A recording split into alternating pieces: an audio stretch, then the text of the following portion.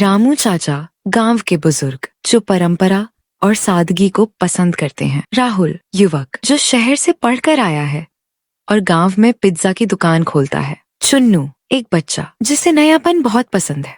गांव के मुख्य चौराहे पर एक छोटी सी सजी हुई दुकान है। दुकान के बाहर एक चमकदार बोर्ड लगा है, राहुल का देसी विदेशी पिज्जा कॉर्नर। गांव के लोग हैरान होकर दुकान को देख रहे हैं। अरे राहुल, ये अंग्रेजी खाने की दुकान यहाँ क्यों खोल दी रे? हमारे गांव के लोग तो दाल बाटी और सत्तू वाले हैं। ये गोल गोल पापड़ जैसी चीज कौन खाएगा? अरे चाचा, समय बदल रहा है। मैंने सोचा क्यों ना शहर जैसी चीज अपने गांव के बच्चों और युवाओं को यहीं पर खिलाई जाए। एक बार खाकर देखिए, मजा आ जाएगा। राहुल भैया, मुझे वो चीज वाला पिज्जा खाना है, टीवी में बहुत देखा था।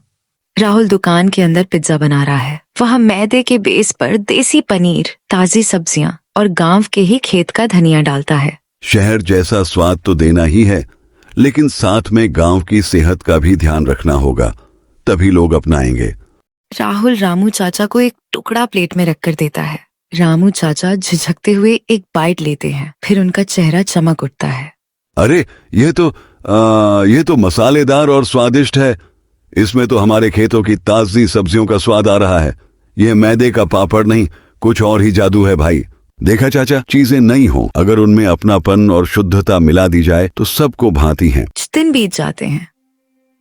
दुकान बहुत चलने लगती है। राहुल को मुनाफा होने लगता है। अरे वाह, अब तो रोज बहुत कमाई हो रही है। क्यों न मुनाफा और बढ़ाने के लिए इसमें घटिया और सस्ता सामान इस्तेमाल किया जाए।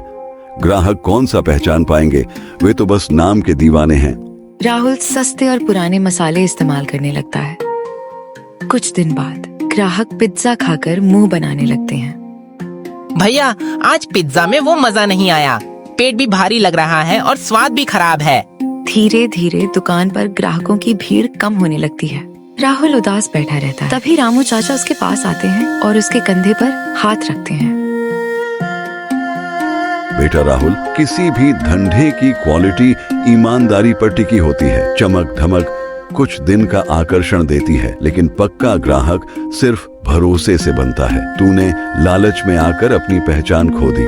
आप बिल्कुल सही कह रहे हैं चाचा। मैंने स्वाद और सेहत के साथ समझौता करके बहुत बड़ी भूल की है। राहुल तुरंत पुराने नियमों पर लौटता है। वह फिर से शुद्ध और ताजा चीजों से पिज्जा बनाना शुरू करता है और ग्राहकों से माफी मांगता है। फिर से दुकान पर रौनक लौट आती है। गांव के लोग खुशी खुशी पिज्जा का लुत्फ उठा रहे हैं।